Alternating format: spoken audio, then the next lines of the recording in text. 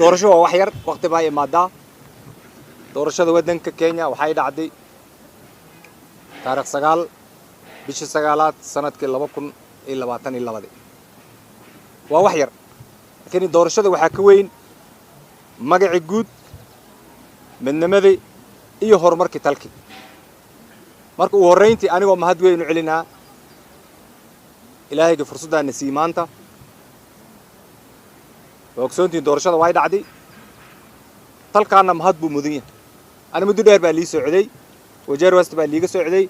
waqti kasta oo ka hadla waxaan dhahaa wajeerti westadii weyneed ee cildaas ka mid ah run ahaantii mahad weyn buu dalka mudan yahay maayna nin muddo dheer loo socday xaq badan baa lagu leh wax badan oo ka hoosaana waa jira laakiin waqti kasta waxaan ku xisaabtamaa waxaan maanta qaban kara xog culeys uma dhaaf marka waxaan leenahay ilaahay baa mahad leh doorashada way naga dhamaatay dadkii xoogoo aan doorashadii ku dhirgin maxkamad bay tageen waa walaalayeen waxaan rabnaa talkiin aan u sukeeno doorashada way dhamaatay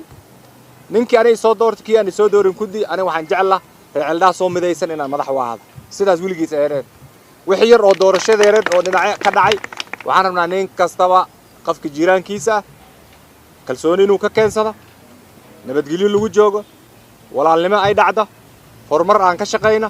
cildaas aan dhisno waa ogsoontiin cildaas horumar weyn bay gaartay run ahaantii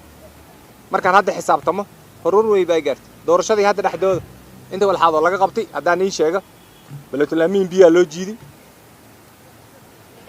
jigjiga biyaa loo jiiday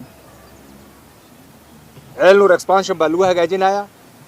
secondary schoolka ceelnuur hadda waa la furahayaa waxyaaleen ballan qaadnayaa ka mid ah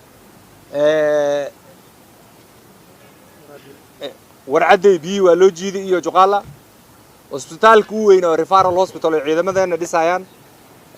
diyaarwa cildaas baa laga furi doonaa waqti dhow intii yarada hataa jiiditaanka u socdiyo doorashada waxaa socotay horumar fara badan laakiin midka asagaan xisaabtamaynin oo meel yar wax ka arkaa waxaas markin oo billions of shillings actually hospital weyn waxay la hadaan ka shaqeynaa wax weyn